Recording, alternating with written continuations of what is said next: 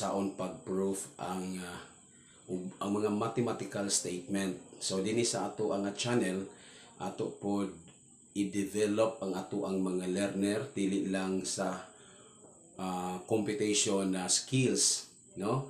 Ato pong i-develop ang ilahang critical thinking, ang ilang logical thinking pinaagi sa pagbansay kung unsaon nato pag-prove ang usa ka mathematical statement. Now, kasagara sa ato ang mga learner kung atong pangutan-on unsa man ang mga even numbers. Kasagara gyud tubag ana mingon na siya 2, 4, 6, 8. So ang kasagara nga tubag mao nga i-enumerate nila. Well, partly that is correct, pero it will not surely capture. Madili ma-capture gyud unsa gyud ang even nga mga numbers. No? So may tag even numbers. Even numbers. Set na siya gyapon, no? Set lang gyapon na. Set sa mga numbers nga mapurma nimo nga ingon ani, no? The set of all 2 times n, where ang atong n, ang n nato naa sa set of integers. So bisan unsaon pa na nila may karon siya og 6. So pwede na isulat nga 2 times 3. So ang 3 nato mauna siya si n. Kung mingon ta karon 10, pwede na masulat nga 2 times 5. Kung mingon ta 8, pwede na masulat 2 times 4. So tanan nga mga number nga pwede na to isulat sa ingon ani ang naong even kana. So manitong basihanan pag-prove ani nga statement, if 2 numbers are even, then their sum is even. Dili man pwede nga moingon ka lang nga 2 plus 4 6. May kabod 12 plus 20 32. O mingon baka ka nga 2 plus 14 equals 16. So dili nato ma-enumerate tanan. So kinahanglan ma-capture nato siya kung unsa gyud di ay. Okay, so dinhi ang atong statement na ay if then. Makakita tag mga inani nga statement kini dinhi maoy atong bali given. Kani mao ang consequence or outcome. Meaning, unsa man ang pwede nato nga ma-conclude, no? Base sa given. So ang given kaning f close, dili na nato siya i-prove, kundili siya ang atong gamiton nga basihanan para mapagawas, mapakita nato ni nga siya tinuod. Nga kung na ako'y duha ka numbers nga even, ang ilahang sum even pod. Okay, so ang atong proof ani. So moingon ko karon na ako'y tulo ka even numbers. R and S be even. Okay? Then, sa may resulta, kung even na sila, R is equal to 2n and S is equal to 2m. Pakong sa nato na nasuluyo.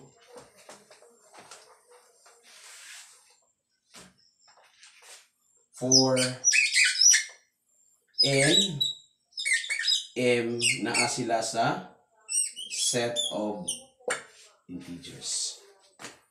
Okay? So, bisan unsay puli nimo ana nga integer, even gid na. Pulian mo nag 1, 2 times 1, 2. Pulian mo nag 5, 2 times 5, 10. Kini, pulian ako ni siya og 7, 2 times 7, 14. Okay? So, ang atong n og m diri mga integers sila. So sa ato pa, naatay R plus S equals, unsa ang atong R? Kana siya. 2N plus ang atong S, 2M. So naatay common factor nga 2, so 2 times N plus M. Di ba? So padayon ta diri. Bingon ta by closure property.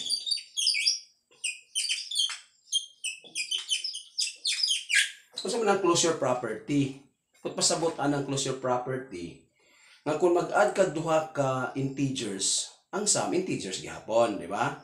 Mag-subtract kag duha ka integers, ang iyahang difference integer gihapon. Mag-multiply kag duha ka integer, ang iyahang product integer gihapon. Pero kung mag-divide kag duha ka integers, posibleng dili integer.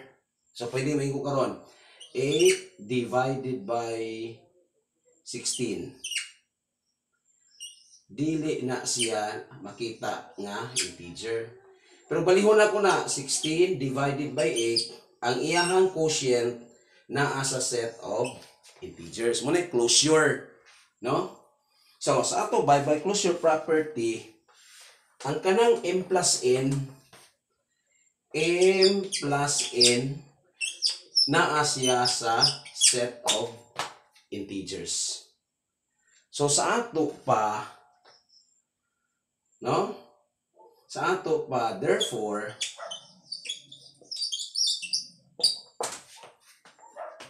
two times n plus m is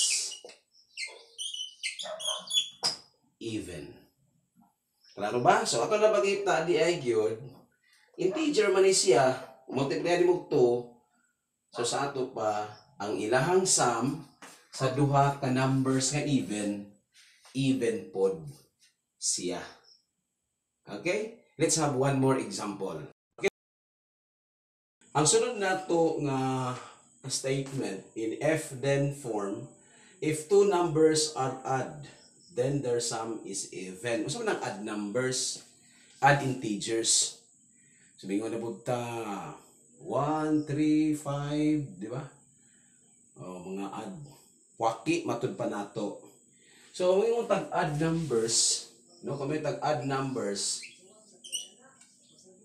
muna yung mga set sa numbers nga, set list sa numbers nga masulat nato in the form 2n plus 1. Kunya ang atong n, no, naa sa set of integers. So pananglit na ko eh. Ang pananglitan moingon ko karon nga 7. Pwede man na sulaton nako nga 2 times 3 plus 1. Di ba? Ang kuan kining 11, pwede na ko sulaton nga 2 times 5 plus 1. So tanan nga mga number nga ma-express nimo ingon ana, ang tawag nila add. So in the statement that we have, natay duha ka numbers nga mga add, no? Ang atong ipakita nga ang ilahang sum is even.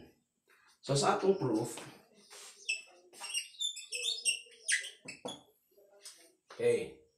So moingon ta, let R and S lang gyapon atong gamiton be odd numbers. Then we have, so may naana to karon, R is equal to 2n plus 1 and S is equal to 2m plus 1, where n and m are integers. Okay? Karon, let's get the sum. Let's get the sum. So,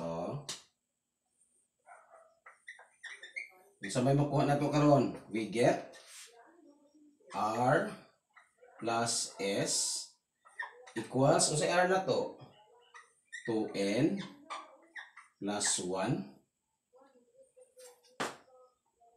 Muli sa atong R plus 2m plus 1. Muli sa ato ang S. Okay? So, ato na ipadayon dire. Ipadayon. So, ang resulta na natay 2n plus 1 plus 2m plus 1 equals, so ato i-combine na sila kung iabay natay 2n plus 2m kana kay 1 man na 1, so plus 2.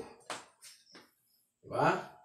So ang resulta na nasa common factor nga 2. 2 times n plus m plus 1. Kay imo na i-distribute, gawas na, no?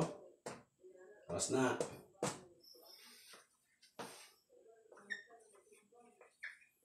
But n plus m plus 1 integer na siya. Anong integer man? Integer, integer, integer. So closure property, di ba? Tayo na to by closure property. So sa ato pa,